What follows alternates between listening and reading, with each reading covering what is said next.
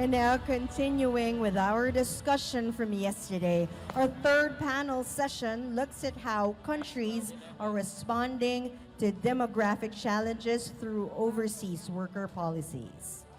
With aging populations and declining birth rates, many nations face shrinking labor forces and skill shortages. This session highlights the evolving role of public employment services in supporting labor mobility and managing migration policies across borders. And now to moderate this discussion, we have Assistant Secretary Levinson C. Alcantara of the Department of Migrant Workers.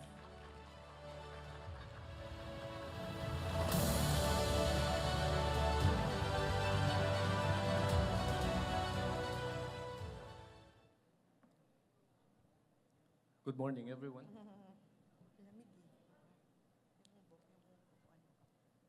Thank you very much, hosts. Welcome to the session on the influences on overseas workers' policies to secure the labor force in a shrinking working age population and skills shortages due to demographic changes. As introduced, I'm Asek Lev Alcantara of the Department of Migrant Workers, one of those government actors that might have a hand in the way demographics are shifting for both local and international labor forces. This session underscores the importance of lending closer scrutiny at the juncture, especially for the Philippines, of wherein we are at spot where we are enjoying the demographic sweet spot while also minding the observed fertility rates decline in our population. Just to illustrate, on the side of overseas employment, there seems to be an N shape in the age distribution of overseas Filipinos according to the Philippine Statistical Authority's 2023 survey on overseas Filipinos. For the age 25 to 29, there's a 15% percentage composition, and then 30 to 35 years of age, you go up at 23%. On the ages 35 to 39, there's an 18% share. 40 to 44, 16%, and then shooting over for 45 and over at 24%, with males 9% points higher than the females. Likewise, in the deployment of overseas Filipino workers, the male-female proportion has been observed to be tipping in the favor of male workers over the past couple of years. In 2024, the percentage share of male Filipino workers are at 49.25%, while in 2025 it has risen to 51.35%, tipping the scale over to the male side, to which was traditionally a female-dominated migration pattern for the Philippines. And so the exciting discussions for panel 3 are just about to begin, but before I start, I would like to call on stage the distinguished panel's members. I will first introduce them one by one, and then later on provide them the opportunity to make their presentations. Panelist number 1 is from the Philippines, and he is an independent migration consultant and vice chair for outreach services of the Association of Former International Civil Servants. He was formerly the mission coordinator and senior program manager of the UN International Organization for Migration, and he has had a stint in ILO as a project manager. After 20 years of progressive career at the Philippine Overseas Employment Administration. After 36 years of public service on migration governance, he serves as a key partner to an online professional course on migration governance with UPC FAL in cooperation with UNITAR, one course which I have had the pleasure and honor to develop with him. Ladies and gentlemen, panelist number 1, Mr. Ricardo R. Casco.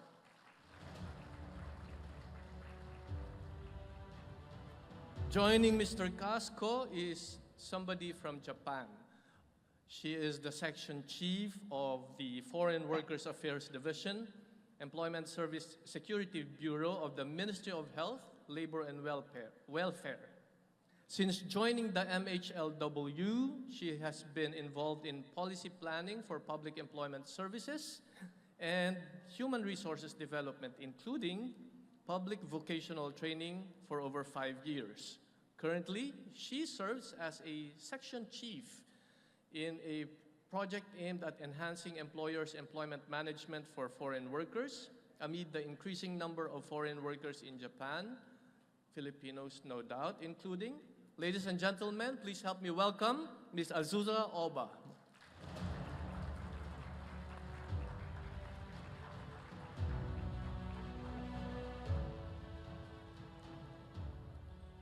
Joining the distinguished panel is someone who served as the head of the Emergency Preparedness and Response Division, PRD, of the International Organization for Migration, which is responsible for sudden onset and protracted crisis, overseeing the institutional units on shelter, camp coordination, and camp management, as well as in the displacement tracking of migrants, the Protection, Water, Sanitation, and Hygiene Project, WASH, and Preparedness for Natural Hazards and Conflict-Derived and Complex Emergencies.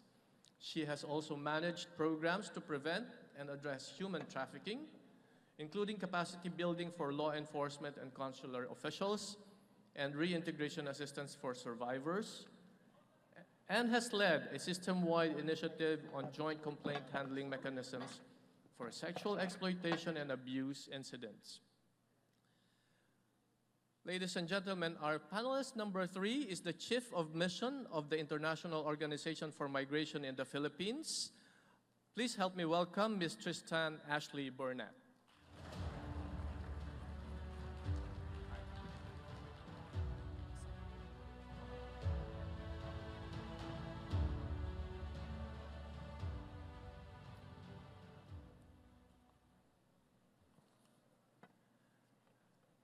And so, ladies and gentlemen, after having introduced all of our distinguished members of the panel, I'd like to jump on ahead with the presentation number 1 to provide a presentation on the influences on overseas worker policies to secure the workforce in a shrinking work age population and skills shortages due to demographic changes. Please allow me once again to welcome Mr. Ricardo Casco.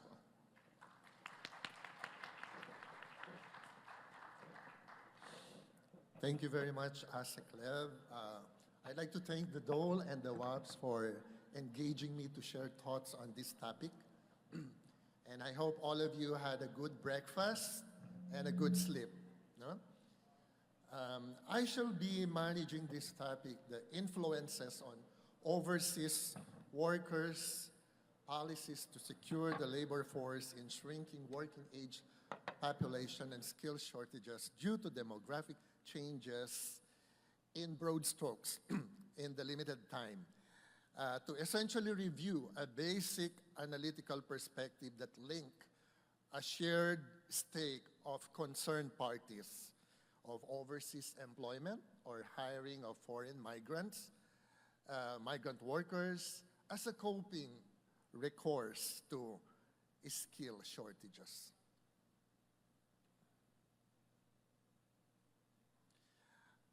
I shall skip some of my PowerPoint. I want to start with some contextual basics. Maybe I'm saying the already obvious, no? While labor migration is a demand and supply economic relationship, you know, I'm a free market thinker, each side of the equation imperatively interacts with socio-political and security concerns. And that's why migration is always held to be a cross-cutting team that needs to be managed, all of society and all of government approach. Overseas employment and employment of foreign labor is a coping recourse of labor and employers and governments in both countries of origin and destination. Each state responds to pressures of labor and industry. So it is not only one side of the equation. The parties, essentially, you have the migrant worker and the origin country, or the state of the origin country. And on the other side, the employer of migrant worker and the host country. And in between them, playing a critical role are public employment service offices and recruiters and the industry. What are the core policy influence factors? No? On the push side, from the origin, it's always jobs and livelihood shortfall, which lead to poverty. And you experience underemployment and human resource wastages. No? You educate people in a certain skill or profession, but there are no jobs to absorb them.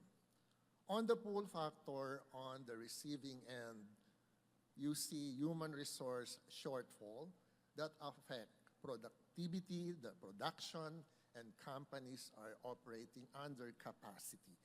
And service delivery become inefficient and market opportunity losses are incurred. Now, with this basic relationship, what could even complicate if the shortages are not addressed? On joblessness, you lose the platforms to hone skills. You graduate people from tech, voc, or professional education, but there are no domestic jobs. Then after a while of idleness, they lose the chance to hone their skills. Recruitment industry all over the world, especially in the Philippines, which sends migrant workers to more than 200 destinations, complain that where we don't have domestic employment, it is very hard to compete in the global labor market. So you see competitive quality of human resources come to risk, and everybody gets down to low income, less protected, informal sector, and become vulnerable. The quality of life deteriorates, there will be student dropouts, there will be disincentive to pursue education and lifelong learning, malnutrition, health issues, and so forth and so on, and people get gullible to human trafficking. On the side of the receiving country, delivery of social services, especially for the sick and the elderly, is affected, endangered. Farms, factories, business enterprises, production and services are halted. Sales revenues and market competitiveness suffer, and human smuggling and trafficking arise, and the black market for migration ensues. So what must be done? So what do we observe? So receiving and sending countries, they come to the negotiation table for a bilateral discussion. And this is ongoing, never stops. No? It should never stop. No? From the origin country, the other side want to hear, what is your policy on overseas employment? What do you have in your labor market information? What are the skills in your registry? How do you do information on education and tech voc? What is the system? What is the quality assurance? What should you assure in quality? Your skills, your training, your certification, your recruitment system, your documentation, and of course, the integrity of governance. No? And they want to hear experiential testimonies, relevant data, and researches. What about the destination country? What should you tell the origin country? What is your policy on employment of foreign migrants, labor, immigration, labor laws? What are the specific skill needs per industry, the eligibility requirements and qualification standards? What is the wage? What is the employment terms and conditions? And what is your recruitment system? For indeed, in the host countries, they also have recruiters. Many a time, blame on faulty recruitment is always passed on to the recruitment industry in the origin countries, and recruitment system in the destination countries are less regulated. So, what could be fundamental imperatives in governing labor migration policy? Of course, we all start with legal and operational frameworks. No? Take note, you can have laws, but your operations are not well defined, then you'll be a failure. No? We should maintain on migrant labor administration, immigration, and human rights that have to arrive into mutually acceptable or harmonized terms between origin and destination countries. Reference to international instruments, regional and sub-regional and bilateral protocols are a good foundation. We need to recognize market forces and industry trends. If we ignore the law of supply and demand, then we have a problem. We ensure that standards and terms and conditions of employment are enforceable, as otherwise everybody cheats. Efficient regulatory mechanisms over recruiters, skills training, testing, certification, medical certification must be engaged.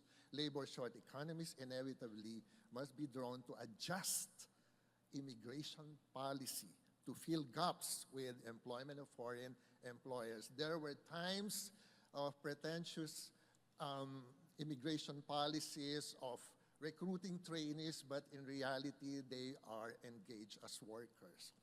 What could go wrong in the origin country? You could suffer brain and skills drain, underemployment, overregulation, unenforceable employment standards, the prey of traffickers, and cutthroat competition among supplying countries. And in the destination countries, immigration policy rigidities can lead to human smuggling, clandestine recruitment, unethical recruitment of foreign labor, draining the country of origin. Often when we talk about ethical recruitment, we always deal with recruiters. But how about the state level of ethical practices? No? Failed administration of labor justice for migrant workers also push more employers and workplace abuses.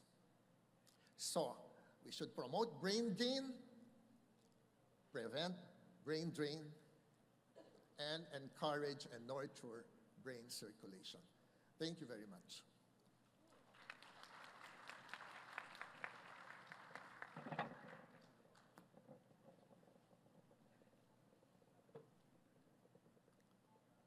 Thank you so much, Mr. Ricardo Casco. Let us now proceed to the second presentation, this time to be delivered by Ms. Azusa Oba. Ma'am.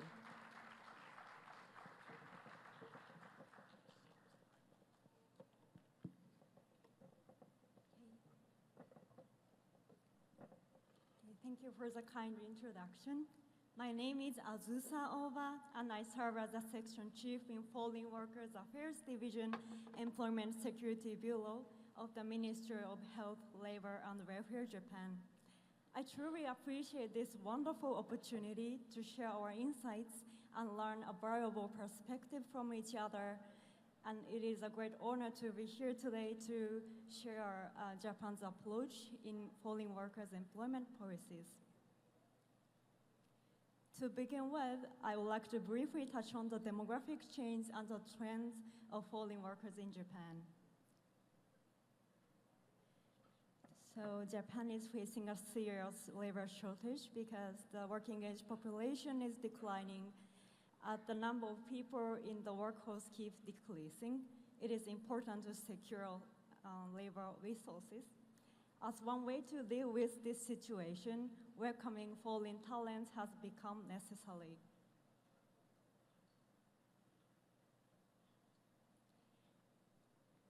Looking at the trend in the number of foreign workers, overall it keeps increasing. As of the end of October 2024, about 2.3 million foreign nationals were employed in Japan, the highest number on record. By state of residence, the number of foreign workers holding status of residence in specialized or technical fields has reached about 720,000, which is over 13% of all foreign workers in Japan. This is mainly due to the increase in specified skilled workers. As the number of foreign workers continues to rise, the number of companies employing foreign workers is also increasing.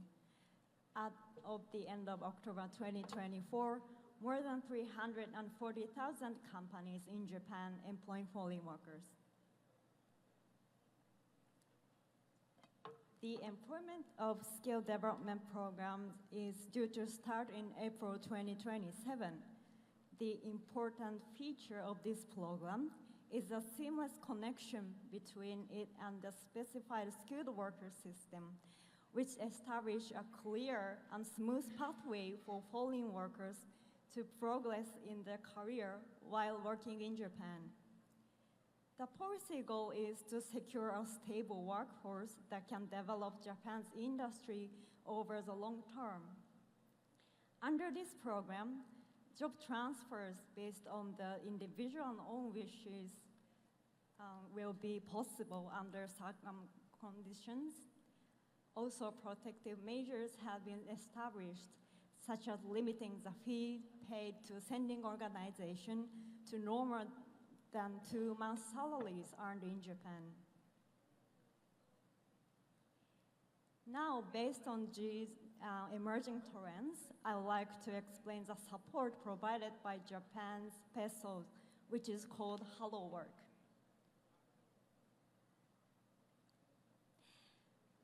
As I mentioned so far, the number of foreign workers in Japan has continued to reach record highs.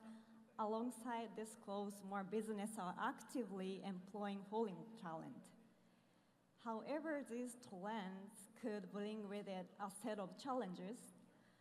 Legal violations and work-related trouble is more likely to happen because many foreign workers have a limited understanding about labor-related law and regulations and Japanese employment practices. Language barrier and differences in communication style will hinder effective mutual understanding between employers and employees, and cultural differences ranging from work ethics to norm at the workplace can create friction and misunderstandings. To ensure the integration of foreign workers, we should address these challenges effectively.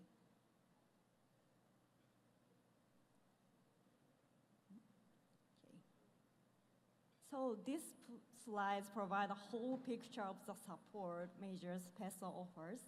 For foreign workers, we provide tailored assistance that consider their residency status and individual needs. For employers, it is essential to promote proper employment management practices. So we will go into the detail on each measure in the following slides.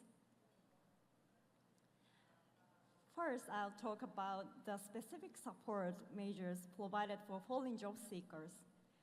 The Labor Bureau works with stakeholders and community to provide integrated support from career counseling to workplace retention. Career counseling is offered at Hello Work's Foreign Workers Employment Service Corners with interpreters. Additionally, a multilingual support system, including telephone interpretation in 13 languages, is available. Moreover, we provide employment and daily life support in partnership with local government at one-stop service corners. Also, we provide support measures tailored to each region's needs with a focus on securing training opportunities for foreign nationals of Japanese descent and other permanent residents. Foreign national employment and retainment support projects, a training program which help foreign workers improve communication skill and understand Japanese workplace custom. Occupational training for permanent residents aims to provide job training tailored to their language level and employment goals. In addition, we have established an employment service corner for foreigners in 4 locations as a support hubs for the employment of highly skilled foreign professionals, including international students studying in Japan. Also, some PESO have established specific section for international students, providing detailed and personal job search support. By consolidating job openings and the job seekers' information, the employment service centers for foreigners provide meticulous long-term job support. To reach students proactively, PESO staff members visit university career offices. PESO identifies international students who have yet to secure job offers and encourage them to use our services. We also foster motivation and awareness by offering job search guidance early in their academic journey. Internships play a vital role in bridging students and employers, and cooperative agreement between university and PESO foster closer relationships. In collaborating with university, we also hold seminars to ensure consistent support for getting job retention. Finally, we assist companies that hire international students. So foreign worker employment management advisors provide consulting services on recruitment procedures and employment management. Okay, from here, I experienced the support measure provided for employers.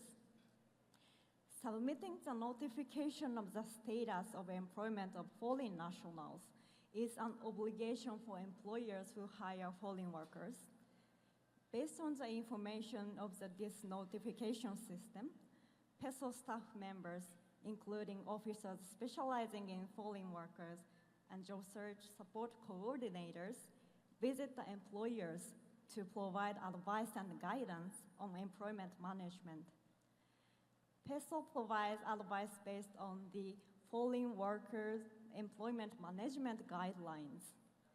These guidelines set out the practical measure to ensure employers meet their obligations and that foreign workers are treated fairly and safely, including compliance with labor laws, briefing work conditions in ways foreign nationals can understand, ensuring transparency and fairness in personnel management, and facilitating enrollment in social insurance.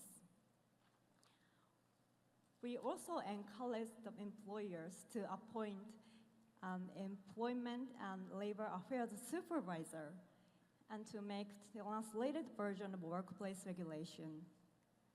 These provisions are designed to promote lawful and equitable employment practices and to reduce misunderstanding and risks for both foreign workers and employers. These efforts help foster an inclusive environment where foreign workers can demonstrate their skills and full potential. The other type of staff member is foreign worker employment management advisor. They provide advanced specialized consultation services, including expert advice on personnel management and workplace issues tailored to the actual condition of each business establishment. We also started training for foreign worker employment labor affairs supervisor this year as a pilot project. This training program targets individuals appointed as foreign workers, employment and labor affairs supervision at the workplace of employers and HR personnel at companies that employ foreign workers.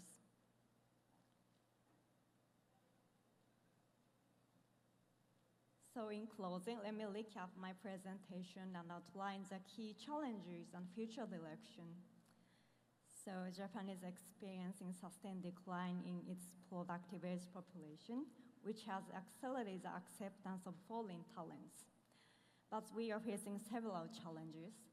Rapid social change has left policy response largely reactive, and operational needs identified PESO are not yet systematically integrated into policy development. Key issues include increasing diversity in nationality, language skill and education, communication and cultural gap, our skills and expectation mismatches, and so on. To strengthen policy effectiveness, policymakers must systematically draw timely, detailed insights from PESO's frontline practices and use them to shape policy design and implementation. We also need a nationwide dissemination system to share best practices and lessons learned so effective approaches can be adopted across region.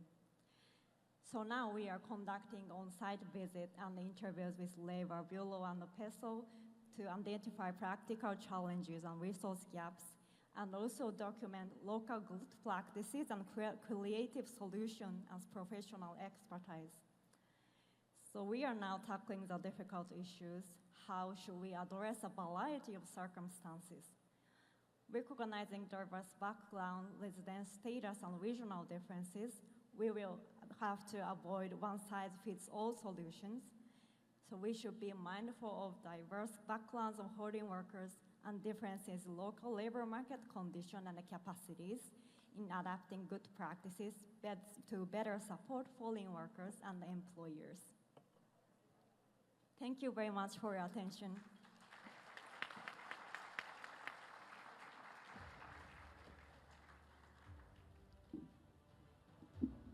Thank you so much, Oba-san. Many takeaways there, including the support hubs for highly skilled workers, focal points for foreign workers in establishments, the major policy shift from specified skilled workers and technical interns into employment for skills development. But of course, my favorite part is how many times the word PESO was mentioned. So thank you so much for that presentation. Now we turn to Director Burnett for the IOM's perspective and work at the global and regional levels in addressing working age population and skills shortages due to demographic changes. Ma'am, your floor.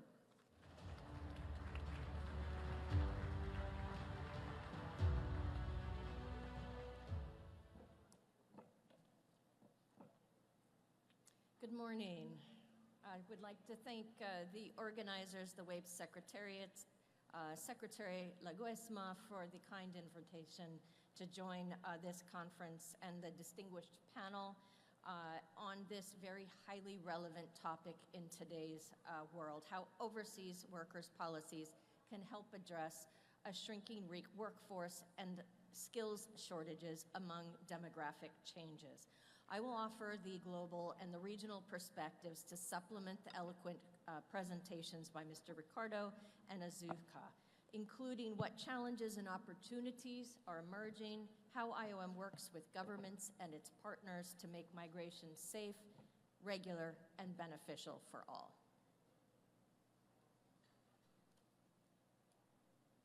For those of you who may not be familiar with the International Organization for Migration, or the UN Migration Agency, let me very briefly introduce us.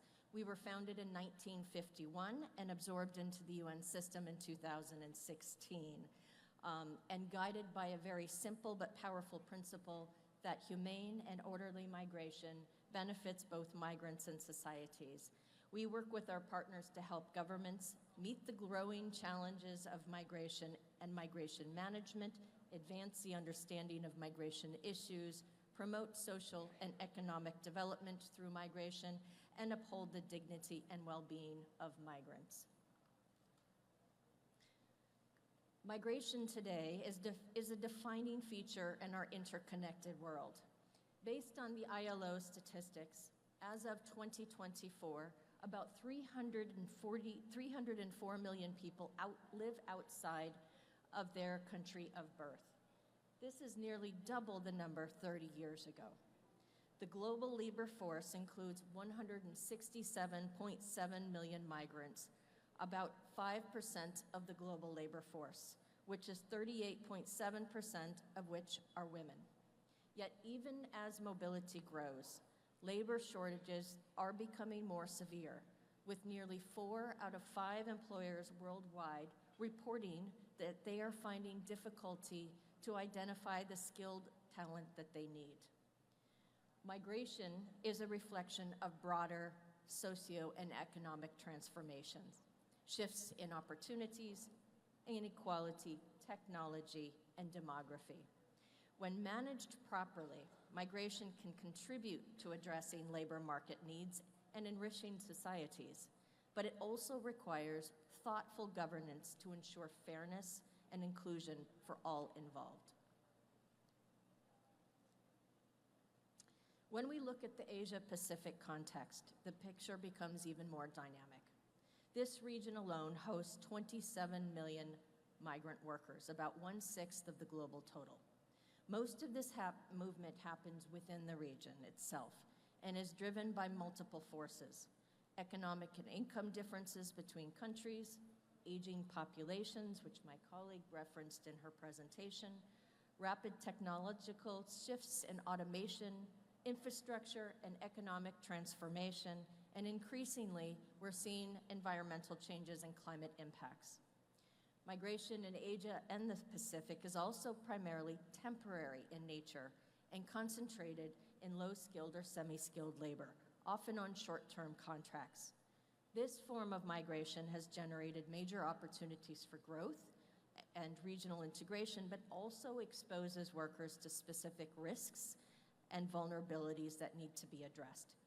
Migrant workers across Asia-Pacific continue to face key challenges such as costly migration pathways, which could lead to the use of irregular channels, unethical recruitment practices, including worker-paid fees and weak access to grievance mechanisms, decent work deficits and forced labor risks from excessive hours and potential bondage, as well as limited access to social protection, both in the countries of origin and destination. These realities remind us that while migration plays a critical role in supporting economies, the quality of the governance and protection mechanisms ultimately determine whether it becomes an empowering or a precarious experience for those workers. One of the most powerful forces shaping labor migration or labor mobility in Asia today is demographic change, particularly aging populations. By 2050, 1 in 4 people in Asia will be over 60 years old. This shift is not uniform across the region. Some countries are already aging rapidly, while others still have large youthful populations. These demographic contrasts are creating new migration flows from countries rich in young workers to those where the labor force is shrinking. We're seeing this dynamic clearly in Japan, as Section Chief Azusa mentioned so eloquently, and in the Republic of Korea, where migration reforms have expanded entry for migrant workers in sectors facing acute shortages. Australia and New Zealand have also introduced pathways to fill skills gaps, particularly in essential industries. As populations change, the pressure will grow on healthcare systems, long care services, social protection schemes. This means that there will be an increased demand for healthcare and care-related workers, including from abroad. While automation and digitization may help offset some of these labor pressures, their effects will be uneven across these sectors. Technology may be able to replace routine tasks in manufacturing, for example, but it will not be able to replace human care that aging societies need. Migration at its core is a reflection of broader social and economic transformation, shifts in opportunity, inequality, technology, and demography. When governed responsibly, migration can contribute to balanced labor markets, it can foster innovation and enrich societies, but it also requires thoughtful policy and cooperation. These demographics and technological shifts remind us that well-governed migration systems are not optimal, they are essential. Countries of origin often face challenges such as skills loss or brain drain, which I understand was discussed yesterday. Countries of destination struggle with labor shortages, social tensions, and sometimes mismatched skills. And migrants themselves can face exploitation, discrimination, and exclusion when protection systems are weak or absent. Yet migration also brings tremendous opportunities for human capital development, trade, remittances, mutual growth between countries. When migration is well managed, it can become a triple win for governments, for employers, and for migrant workers. That's why effective migration management systems must promote ethical recruitment and fair treatment, support skills recognition and matching across borders, and enable bilateral and regional agreements that protect the rights while meeting real labor market needs. At IOM, our work focuses on turning this vision into practice. We promote migrant-centered, rights-based, and gender-responsive approaches, ensuring that migration systems serve not only development goals, but also human dignity. We work across the migration spectrum cycle, from pre-migration preparation to employment abroad and through return and reintegration. Among some of our core areas of intervention, we support governments to strengthen national and regional labor migration governance, promote fair and ethical recruitment in partnership with the private sector, to uphold the rights of migrant workers, and enhance the contribution of labor migration to inclusive and sustainable development. The foundation of much of IOM's work is the Global Compact on Safe, Orderly, Regular Migration, or the GCM, the first intergovernmentally negotiated framework that sets out a common vision for well-managed, well-governed migration. It recognizes that migration is a reality to be managed. It is not a problem to be solved, and that international cooperation is essential to make it safe, dignified, and mutually beneficial. Among its 23 objectives, several are especially relevant in today's discussion. Number 5, facilitating regular migration pathways. Number 6, promoting fair and ethical recruitment and decent work. 16, fostering inclusion and social cohesion. And 18, enhancing skills recognition and development. These objectives guide our work in developing responsive policies that align with international standards while addressing the specific national and regional contexts. Through the GCM, countries have a shared framework. IOM's role is to help translate those commitments into practice so that policies are not only designed, but also deliver real impact for migrant workers, governments, and communities. Building on the GCM's emphasis on expanding regular pathways, I'd like to highlight one particular approach that embodies this principle in action. This is skills mobility partnerships. While many countries already cooperate through bilateral labor agreements to protect migrant workers' rights and welfare, we also need to look at how migration's broader impacts are shared more equitably between origin and destination countries. At IOM, we see skills mobility partnerships as one such model. These are formalized into cooperation mechanisms between governments and stakeholders, including employers, training institutions, and civil society, that put skills development and recognition at the heart of migration efforts. They also help countries address skills gaps and demographic challenges through cross-border talent exchange, while strengthening local training systems and labor markets. They are meant to benefit states and employers and migrants alike. I'm getting a warning that my time is up, so if you bear with me for just one more minute. very quickly, and my presentation can be made available, but a simple slide on how actually skills mobility partnerships work in practice. They're built around the full migration skills continuum from training certification to employment, stay, and eventual return. And they share 5 key components: partnerships and governance, training and skills development, job matching and mobility, employment and integration, and return and skills transfer. They function as long-term investments in people and in institutions, and they help prevent brain drain by strengthening local trainings ecosystems and creating a cycle where skills, knowledge, and opportunities circulate across borders. Here are some key resources that can help provide some tools on elements of the discussion that I mentioned today: the Spotlight on Labor Migration in Asia, the Asia Pacific Migration Data Report 2023-2024, the edition which is forthcoming, and the Skills Mobility Partnerships Recommendations and Guidance for Policymakers. As I wrap up, or as countries continue to face shrinking workforces and growing skills gaps, it is clear that migration will continue to play a vital role in sustaining economies and supporting communities. In this context, IOM will continue to serve as a bridge, helping governments connect policy to practice and work hand in hand with partners across government, civil society, and the private sector to make sure that labor migration policies don't just exist on paper, but lead in real practical results, especially for migrant workers and their families. I look forward to hearing about the perspectives from our panelists and discussion and the audience that will follow. Thank you very much.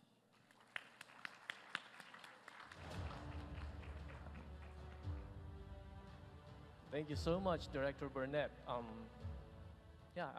Having processed the abundance of information shared in this panel, I'd just like to perhaps open the open forum, beginning with questions from our presenters themselves, and then if there's a question from the audience, we'd welcome them one by one. So first question that I'd like to ask would be for the Philippines.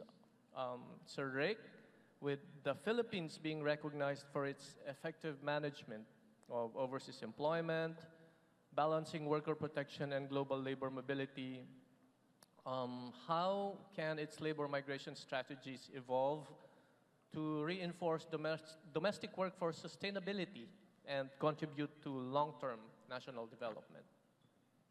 Okay, thank you for that question. Indeed, the Philippines is a model migration manager, no? In many respects of law and system and mobilization, welfare and crisis response.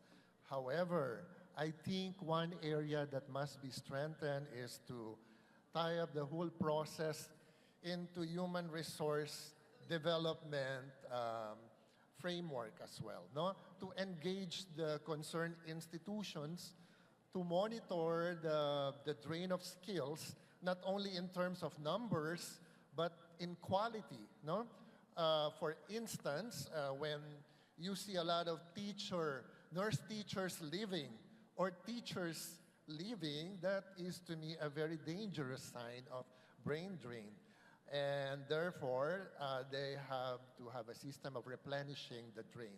Secondly, in reintegration, I know Philippines is very good in reintegration of migrants in crisis, no? And in which case the orientation is welfare response, crisis response.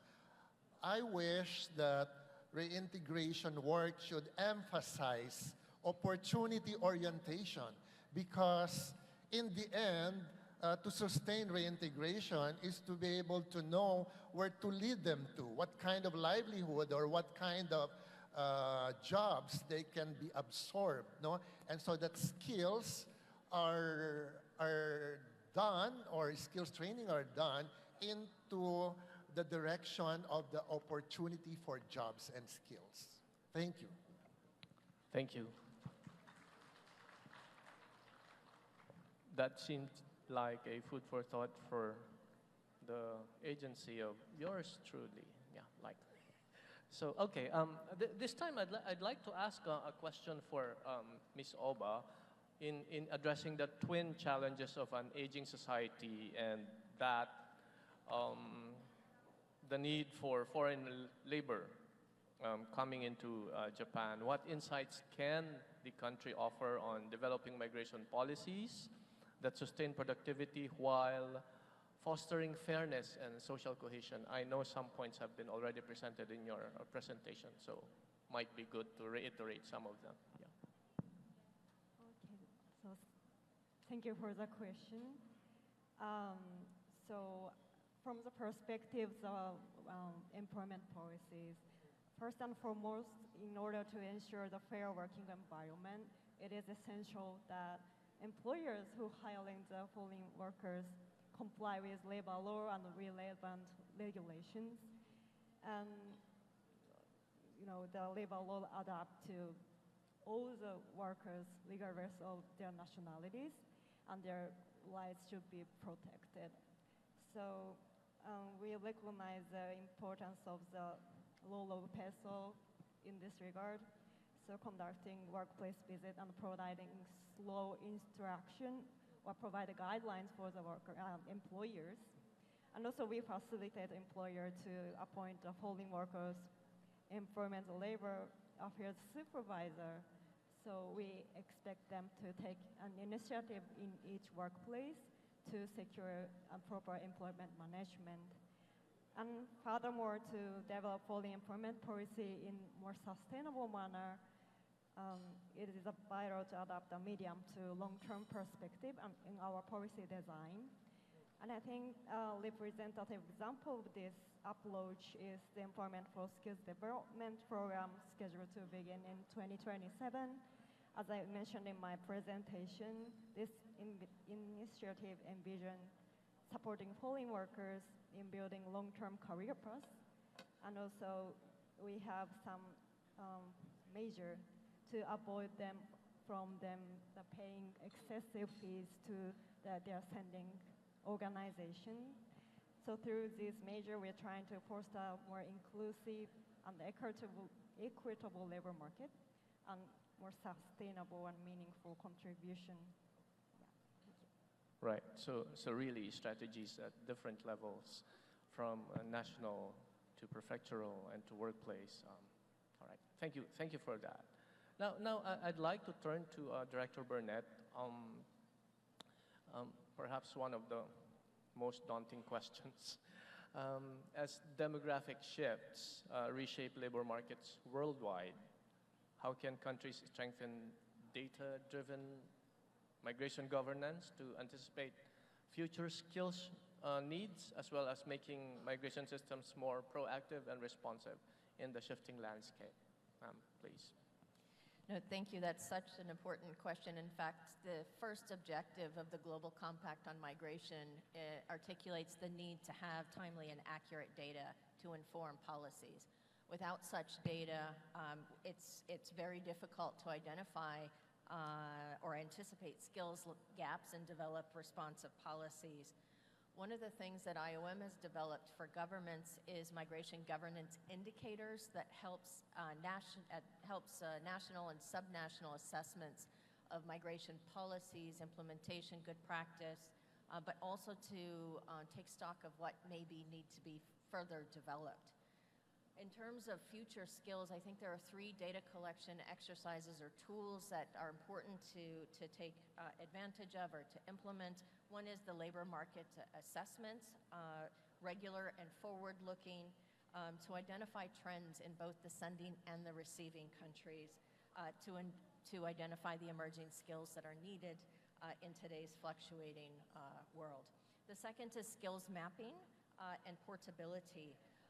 And so the ASEAN Qualifications Reference Framework does enable recognition of skills across borders, and I think is a good starting point and an effective tool. The third is, of course, evidence-based dialogue. So regular engagement with CSOs, academia, governments, IOs across the spectrum to ensure that policies are actually reflecting contemporary needs and adjusting either those policies or the implementation of those policies as needed. Yeah, thank you so much. I think that nicely wraps up our discussion. So maybe I've been told that time is almost up for this session. So yeah, on behalf of the organizers, the World Association for Public Employment Services, the Department of Labor and Employment, we thank you for your keen attention on session number 3. I guess just to provide closing for this session, when we come to think about it as public employment service providers, when we handle migration with fairness, foresight that is driven by data and compassion, it transforms demographic change from a challenge into an opportunity to create stronger communities, more resilient workforces, and more humane, inclusive future for work. So thank you so much for your kind attention. This has been session number 3. A round of applause for our presenters, please. Thank you very much once again to our distinguished moderator and panelists for those enlightening discussions and examples on digital innovation for youth development. Once again, a big, big hand, please. And now we proceed to the awarding of the plaque of appreciation and token to our moderators and our panelists for this session. We would like to call on stage to help us award the Regional Director of Dole National Capital Region. We have Regional Director Sara Buena Mirasol, to be joined by the Regional Director of Dole Regional Office 3, Regional Director Geraldine Panlilio. We would also like to request the presence of the Deputy Executive Director Teresita Audea of the National Conciliation and Mediation Board. Allow us to read the citation. We also would like to call in to represent WAPES, the Executive Secretary, Ms. Amandine Moyner. Again, allow us to read the citation. WAPES and Republic of the Philippines, Dole, awards his plaque of appreciation to Mr. Levinson C. Alcantara, Assistant Secretary, Department of Migrant Workers, in deep gratitude for his invaluable contribution as moderator at the WAPES Asia Pacific Regional Congress with the theme, The Future of Work, Inclusive Public Employment Services, Adapting to Demographic Realities in the Asia Pacific on November 6 to 7, 2025. Your effective moderation, insightful guidance, and professionalism significantly contributed to the success of the conference and to the meaningful exchange of ideas among participants. Your dedication and commitment are deeply appreciated given this 7th day of November 2025 at Clark Freeport Zone, Pampanga, Philippines. Signed, Secretary Bienvenido Laguesma, Department of Labor and Employment. The same citation goes to our resource speakers, beginning with Country Director, IOM UN Migration in the Philippines, Tristan Burnett. We also would like to request the presence of our beloved Secretary, Honorable Bienvenido Laguesma, to please join our panelists and moderators and our presenters of the certificate and plaque of appreciation on stage. Allow us to continue with our presentation for our resource speakers. We have the Independent Migration Consultant, Vice Chair for Outreach Services, Association of Former International Civil Servants, Ricardo Casco. The citation goes as well to Section Chief, Ministry of Health, Labor and Welfare, Azusa Oba.